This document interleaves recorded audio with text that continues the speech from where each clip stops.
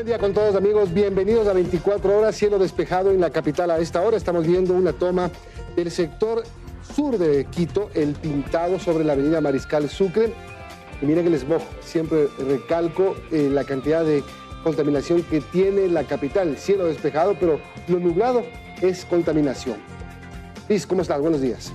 Milton, amigos, buenos días. Qué gusto compartir con ustedes en este martes 16 de diciembre. Les muestro cómo amanece Guayaquil a través de esta imagen captada por nuestro dron.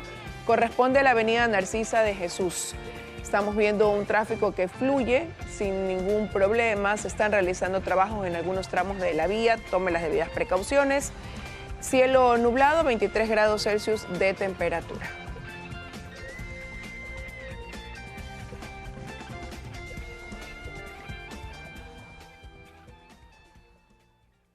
Qué gusto, Liz. ¿Cómo estás? Bien, Milton, el gusto es mío. Lista para empezar. Va a estar con nosotros más adelante Carla Álvarez. Ella es docente e investigadora del IAE, experta en temas de seguridad. Ecuador es el país número 6 en el mundo en términos de violencia. Vamos a analizar este tema. El salario básico unificado para el 2026 se fijó en $482, se incrementan $12. Para analizar este proceso de acuerdo, la posición de empleadores y trabajadores, conversaremos con el ministro del Trabajo, Harold Burbano. Con este tema justamente vamos a empezar las noticias.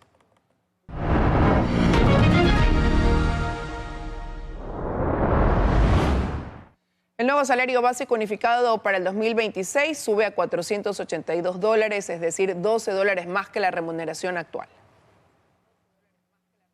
El acuerdo se logró en consenso entre el gobierno, empleadores y trabajadores, quienes analizaron el precio de la canasta básica y la situación económica.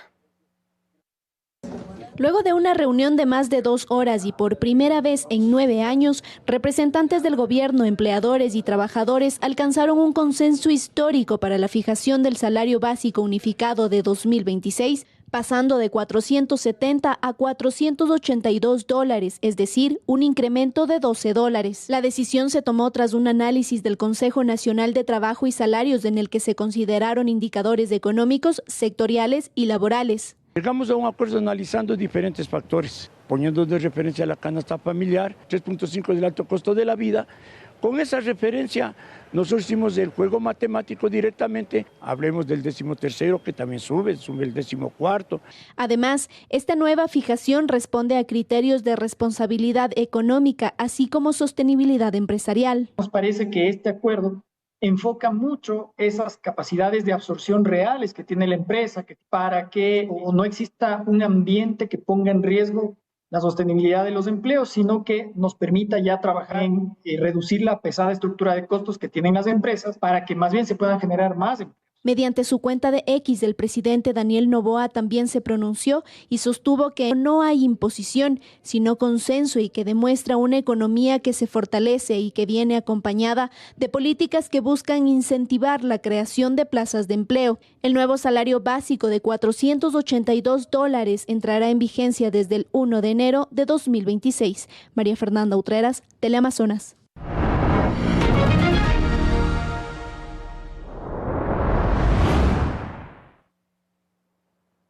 El Tribunal Penal de Guayaquil confirmó que la sentencia en el caso Malvinas se dará a conocer el 22 de diciembre. Los magistrados decidirán si aceptan la solicitud de fiscalía de 34 años de prisión para autores directos, 7 años para cómplices y 30 meses para cooperadores eficaces. Y tras un mes y medio de juicio concluyeron los alegatos de cierre de la defensa de los acusados por el presunto delito de desaparición forzada en el caso de los 4 menores de las Malvinas. En la diligencia, la Fiscalía solicitó las penas de 34 años de prisión para los autores directos del presunto delito, 7 años para un militar señalado como cómplice y 30 meses para los cooperadores eficaces. Es así que como parte de las audiencias de alegatos finales que se efectuaron durante esta jornada, se encuentra la imputación al teniente coronel Juan Francisco Iglesias como presunto sido cómplice en el delito de desaparición forzada en el caso de las Malvinas. La Fiscalía sustentó en este caso que el oficial mencionado ordenó recoger las prendas de vestir halladas en Taura sin protocolos adecuados. Además, detalló que él fue quien proporcionó los nombres de los 16 uniformados de la Fuerza Aérea Ecuatoriana que conformaron la patrulla donde se trasladaron a los menores aquel 8 de diciembre de 2024. Ante esto, el fiscal de la causa señaló como un posible encubrimiento o contribución posterior a los hechos y pidió una pena de 7 años y 4 meses de prisión para el teniente coronel. Los alegatos continuaron con la revisión de la participación del subteniente John Henry Zeta, quien en el fatídico hecho se encontraba al mando de la patrulla militar que detuvo a Josué Ismael Nemías y Steven, siendo esto para la Fiscalía una de las causales suficientes para establecer al uniformado como el principal responsable del cometimiento del delito, por conducir a las víctimas a una zona apartada de Taura, de agredirlas y obligarlas a desnudarse. Debido a esto, la Fiscalía solicitó 34 años y 8 meses de prisión para el subteniente señalado como autor directo y principal responsable de la desaparición forzada. Este militar se suma a los otros 10 uniformados implicados en el caso, sobre los que ya se establecieron presuntos nexos como autores directos en el juicio y se les ha solicitado también la misma pena. Es así que en esta penúltima etapa de este caso, el Tribunal Penal de Guayaquil ha confirmado que la sentencia en el caso conocido como las Malvinas se podría dar a conocer como fecha tope el próximo 22 de diciembre. Astrix y Teleamazonas. La policía investiga el asesinato de 4 integrantes de una misma familia dentro de una vivienda en el sector El Fortín, noroeste de Guayaquil. Según información preliminar de la policía, los sicarios disfrazados de gendarmes se habrían equivocado de domicilio. Los sujetos atacaron a la familia mientras decoraban su casa. Producto del ataque, el padre de los jóvenes asesinados resultó herido. El presidente Daniel Noboa cumplirá agenda en Quito. Según información de la Secretaría de Comunicación, el primer mandatario entregará equipamiento para las Fuerzas Armadas. El evento está previsto para hoy a las 9 en el Fuerte Militar Eplica Chima, en el sur de la capital. Esta entrega se enmarca en una estrategia de dotación de equipos de la fuerza pública para el combate de la inseguridad.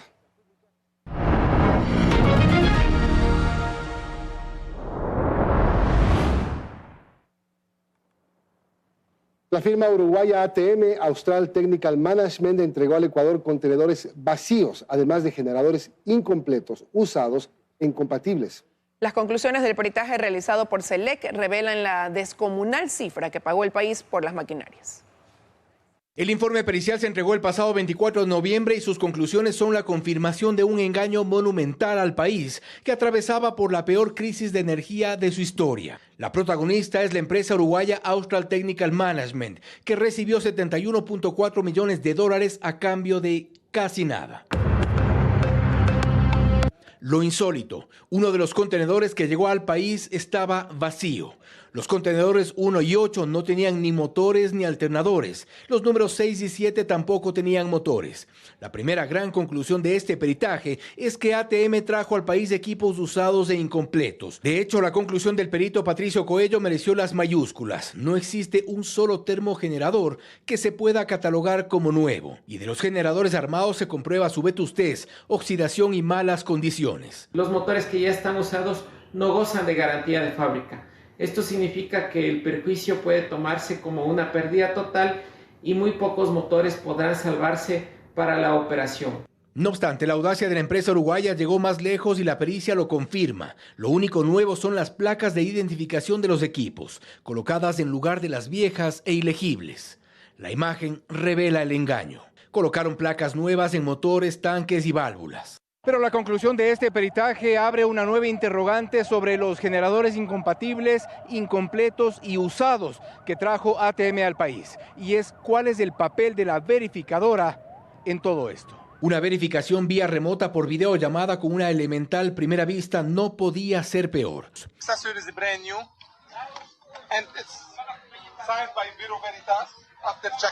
El peritaje de SELEC cuenta que la verificadora Buró Veritas dio fe de un embarque de equipos que al final no llegaron al país. Esta firma asegura haber verificado, validado y certificado la existencia del equipo comprado por Selec, que los grupos de electrógenos estaban completos, que hizo verificación visual de 2 motores y un generador, asegurando que son equipos nuevos y sin usar. Pero la realidad nos ha golpeado en la cara. El proyecto termoeléctrico Esmeraldas 3 es por ahora un cementerio de generadores viejos, incompletos y en desuso. Y por eso, Ecuador ya pagó. Fausto Yepes, Teleamazonas. El ministro de Infraestructura y Transporte, Roberto Luque, señaló que la cárcel del encuentro en Santa Elena ya está culminada. En el programa de Lunes a Lunes de Teleamazonas hizo referencia a una conversación que mantuvo con su par del Interior, John Renberg. ¿Cuáles son esas grandes obras que... Luque también afirmó que hasta los primeros días de diciembre se ejecutó el 72% del presupuesto anual para obras públicas, que supera los 440 millones. 7:12 de la mañana, momento de ir a nuestra primera pausa. Volvemos enseguida.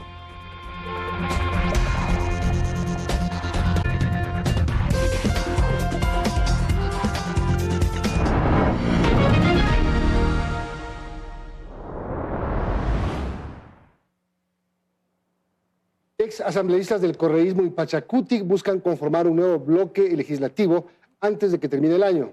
Aseguran que su posición será ciudadana y no de oposición. Antes del 22 de diciembre, los 10 asambleístas que podrían integrar un nuevo bloque legislativo pretenden reunirse y tomar una decisión definitiva, asegura Sergio Peña, ex Revolución Ciudadana, ahora asambleísta independiente. Ya lo hemos conversado y todos tienen la voluntad de unirnos.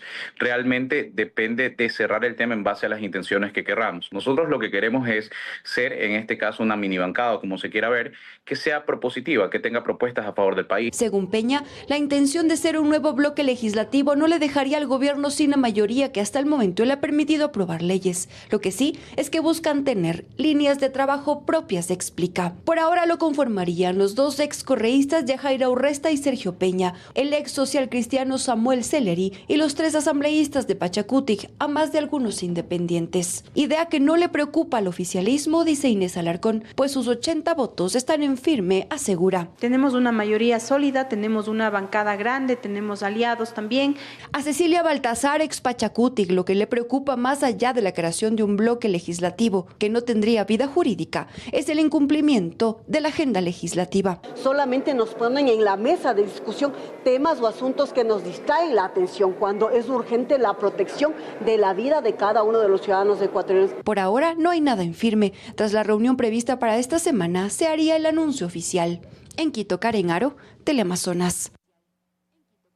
Después de 13 años de iniciado el trámite en la Comisión de Salud, el Pleno de la Asamblea Nacional revisará hoy en segundo y definitivo debate la Ley de Deporte, Educación Física y Recreación. Desde julio del 2012 a la fecha se presentaron 25 propuestas que incluyen temas como videojuegos y pronósticos deportivos. El documento recoge los aportes que presentaron en su momento los asambleístas, los derechos y obligaciones de las federaciones deportivas provinciales, los deberes del Estado con los deportistas de alto rendimiento y viceversa, también son parte de este informe.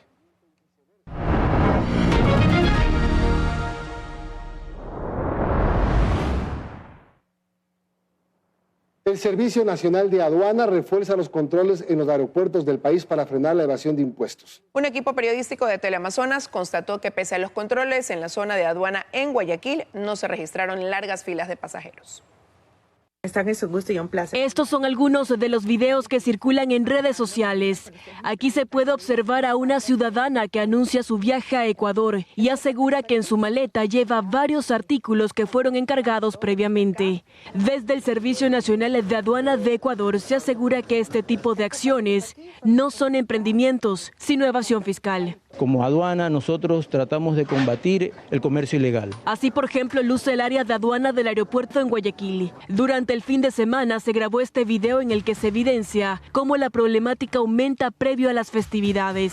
En esta ocasión, 2 pasajeros provenientes de Madrid, España, transportaban joyas de plata valoradas en más de $77,000, las mismas que no fueron declaradas. Las personas obviamente pueden venir con sus artículos o sus joyas, pero que estas no superen más de $10.000. De lo contrario, simplemente van a tener que declarar. Me parece bien porque así la gente ya no se excede. Si se pasan de ese límite, te van a cobrar impuestos. El Servicio Nacional de Aduana detalla la lista de artículos personales que pueden ingresar a Ecuador sin pagar tributos, entre los que constan máximo 5 litros de bebidas alcohólicas para pasajeros mayores de 18 años, un televisor de hasta 60 pulgadas, un celular nuevo y uno usado. En el caso de los calzados, ¿cuánto se debe ingresar? Si es que la persona supera 12, 13 pares, ya obviamente va a tener que cancelar. Bernarda Ceballos, Teleamazonas.